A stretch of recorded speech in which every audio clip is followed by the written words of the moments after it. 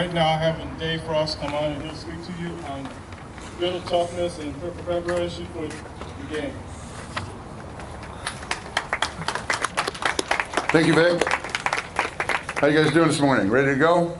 Yeah. Are you prepared? Yeah. Have you been reading some of these comments on this sheet of paper?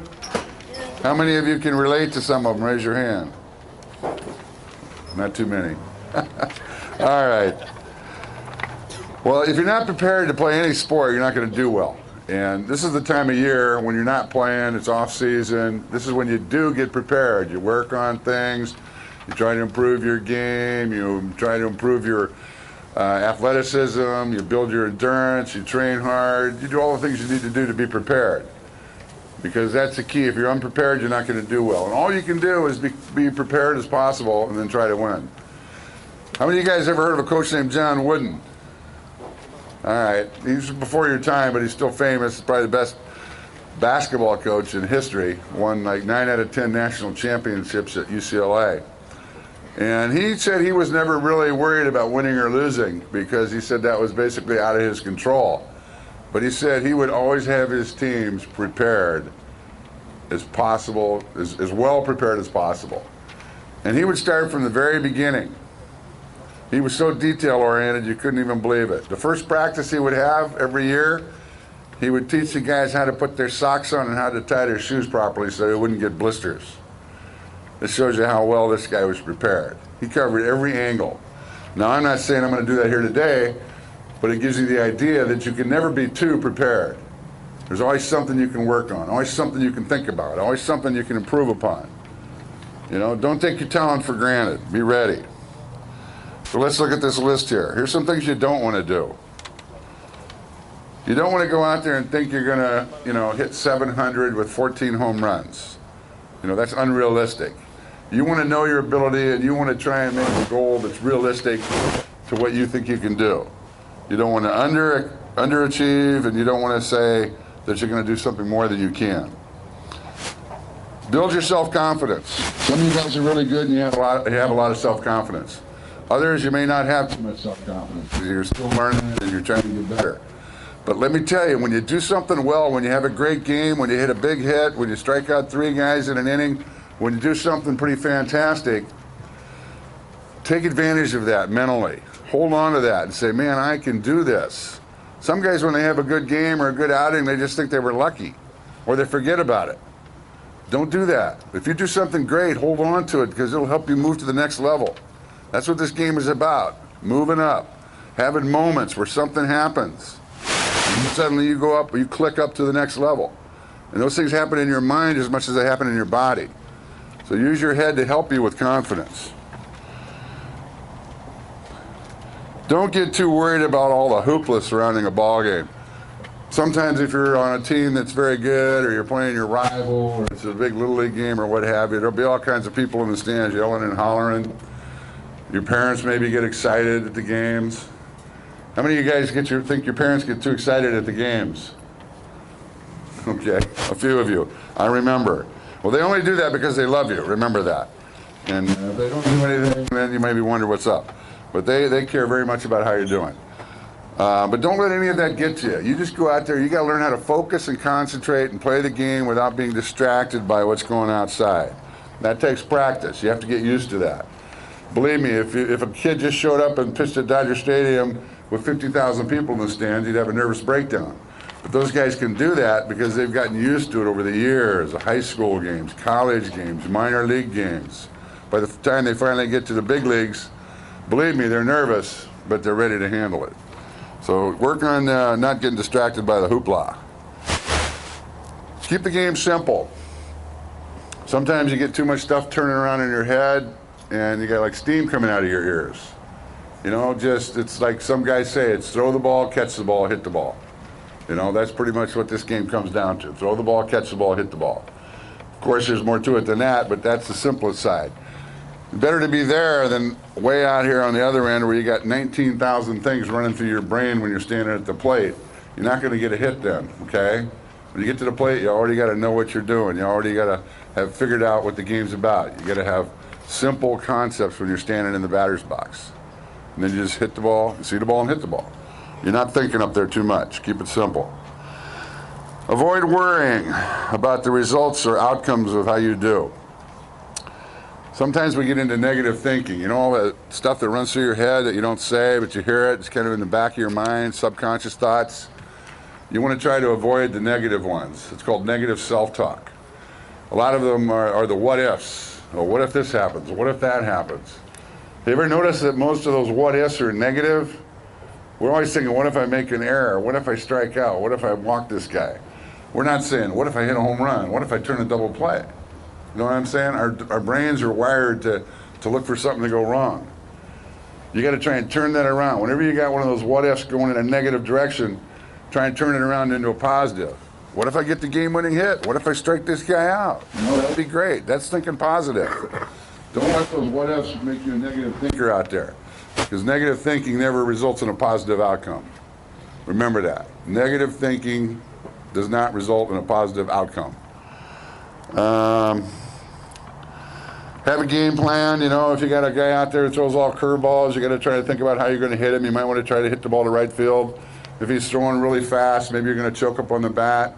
If the infield's real long with the grass, you might play in a little bit. You know, just think about what the game is going to offer to you. You know, just have a plan out there. Don't go out there blind. And I don't care how good the competition is, you can't get psyched out by them. You know, everybody out here can have a good day or a bad day. And world champion teams, like the Miami Heat or somebody, they're going to lose to last place teams once in a while. Anybody can have a good day on any given day. If you're psyched out by your competition, you don't have a chance. You're done before you start. You got to believe in yourself. You can beat anybody. Got to have that attitude. Don't care what others think. You know, don't worry about your coach too much. Don't worry about your parents. Don't worry about your girlfriend, your friends, or the guys on your team. If you worry about what people are thinking, you're not going to be playing your best. All you got to know is that you're prepared and you're going to do the best you can. If that's what you're thinking, you don't have to worry about what anybody else is thinking about you. Even if you make a mistake, you know you did your best. You don't have to care what they think. They can think whatever they want, and they do think whatever they want. You can't control what other people think. You just know that you're doing your best, that you're prepared, that you gave it everything you had, then it doesn't matter what other people think. Because you know what you did. You did your best. So you got to look at it that way. And again, on the negative side, don't think about failing.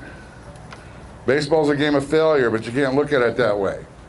You got to be confident every time you go to the plate, even though if you go 3 for 10 in the big leagues, you got a chance to be in the Hall of Fame, which means you made an out 7 of the times. So you do fail a lot, but you can't think about the failure. You got to think about what you can do successfully. Failure is just like negativity. It's not going to get you anywhere. So don't let fear motivate you. Fear motivates a lot of people, you know, but try not to let it motivate you in sports. So here's what you want to do. Let's talk more about what you don't want to do, but let's finish with what you do want to do. If you know that you're prepared to play, you're going to feel confident going out on the field. You're not going to have any self-doubt. You're not going to feel any guilt. You're not going to feel like, oh, I could have done more. Oh, I could have done this. I could have done that. If you're prepared and you know you've done everything you could possibly do to be ready, you're going to go out there and play the best you can and not worry about it. So mentally, you want to know that you're prepared to play so it doesn't affect your physical ability during that game. Be confident in your skills when you take the field. If you go out there with a lot of doubts and worries and concerns about your skill or your abilities, you're going to play poorly, more than likely. If you have confidence and you feel you know you can do it and you're ready to go, that's when you play your best. You got to be confident. You got to learn how to focus. That's something we'll talk about in more detail on a specific Saturday morning. But focus is the ability to just be in the moment. You don't hear anybody, you don't see anything else. It's just like, say you're in the batter's box. It's just you and the pitcher and that baseball coming at you. You don't see anything around you. It's kind of just quiet. Guys in the big leagues will tell you when they're playing, there may be a bunch of people yelling and screaming in the stands, but they don't hear it when they're in the plate or when they're on the mound pitching. It sounds like an air conditioner. You know, it's just kind of a background noise. That's called being focused. And when you're focused, you're going to have a better chance to be your best. And when you get in the batter's box or when you're on the mound, it's one-on-one between the two of you, between the pitcher and the hitter. And often the one who's the most focused is one who's going to be successful. So you got to learn how to really focus and concentrate and not get a bunch of stuff running through your head. Now this is something now, if you're younger, you probably don't really understand this concept. But as you go along, you got to learn how to train your mind to be focused. And like I said, we'll talk about that more later. And you got to be able to deal with adversity. Things aren't always going to go perfect. You're going to make errors. You're going to do stupid stuff once in a while. You know, you're going to make the game losing out or an error at times. So things are going to happen. But you got to be able to get through that. You ever watch those big leaguers when they make an error? They don't think about it for more than 5 seconds. They're just standing there waiting for the next ground ball to come their way. They let it go. They don't let that adversity or that mistake bother them.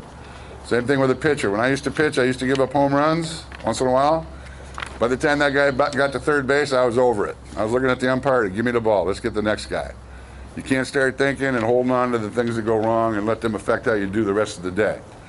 And that includes your whole life. If you go out to play baseball and you're thinking about how you did in geometry or you got some problem with somebody else at school, again, you got to focus and let that adversity get away from you while you're playing the game.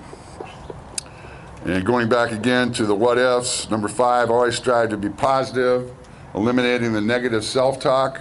That little voice in the back of your head, you want it to be positive and not negative, okay? You want to be saying positive things to yourself. And your brain in some ways is like a computer, and you can train it to do this. You just got to practice it a lot. You got to say positive things in the back of your mind. You got to have little sayings that you use all the time, and you can plug them in whenever you want to. Have them be a part of your mindset. You can just as easily put positive things in there as you can negative. It's up to you. So think positively at all times. And finally, just as a final thought, I think we talked about this recently, is self-discipline. You know, there's coaches in baseball and every other sport to teach you how to play the game. But there's another reason there's coaches out there. Because most people are lazy and undisciplined, and they need a coach to make them run and tell them what to do. Okay? That's just how we are. Most people are lazy and undisciplined. I'm not counting anybody here or anything like that. I'm just talking general population. The people who are totally self-disciplined, those are the movers and the shakers. Those are the ones who play the best. They take care of business. They don't need anybody else to tell them what to do. They know what to do and they do it. They don't have to be prodded. They don't have to be rewarded. They don't have to be pushed. They just know what they need to do and they do it because they're self-disciplined. So if you don't have self-discipline, work towards it. It's a very difficult thing to achieve, but if you're in the top 5 or 10% of the country of people who are self-disciplined, you're going to rise to the top. Maybe not in sports, but in something else. So remember, self-discipline is the key to life. All right, guys, thanks for listening, and we'll talk to you next week.